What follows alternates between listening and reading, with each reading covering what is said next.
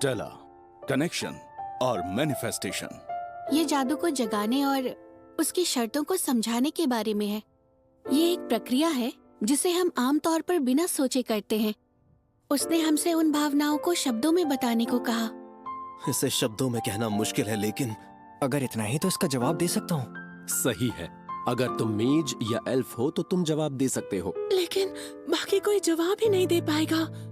तो फिर उसका क्या होगा? कोई फायदा नहीं, मैं इसका जवाब नहीं दे सकता। मैंने जो कुछ भी सीखा वो सब बेकार है। ये किसी किताब में नहीं है, इसे सिखाया नहीं जा सकता। इसके लिए तुम्हारी समझ और तुम्हारा टैलेंट ही सब कुछ है। मैं जादू नहीं कर सकता, तो मुझे इसका जवाब देने का कोई हक नहीं। मैं इसे खुद हल नहीं कर सकता। यानी कि सब खत्म, मैं टावर तक नहीं पहुंच पाऊंगा। और एल्फारिया से किया हुआ मेरा वादा, हार मत मानो। मेरे लिए जादू मेरी ख्वाहिश है, एक ऐसा चमत्कार जिसे मैं कितनी भी कोशिश कर लूं छू नहीं सकता। ये जितना खूबसूरत है उतना ही निर्दयी भी। कड़ी मेहनत के अंत में जो इनाम मिलता है वो जादू है।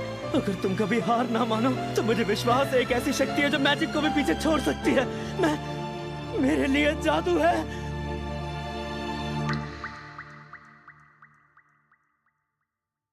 एड, वो कैसा एग्जाम था? वो कैसा सवाल था?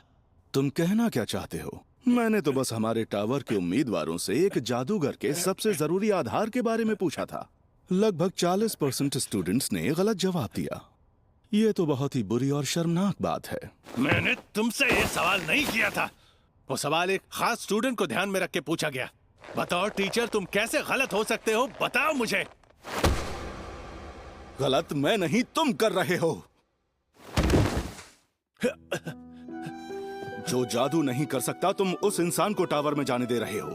वो वॉन ग्रेवयार्ड में जाकर क्या करेगा? हाँ, तुम लोग उसे बलि का बकरा बनाना चाहते हो? बेवकूफ कहेंगे। ये कोई मजाक नहीं है।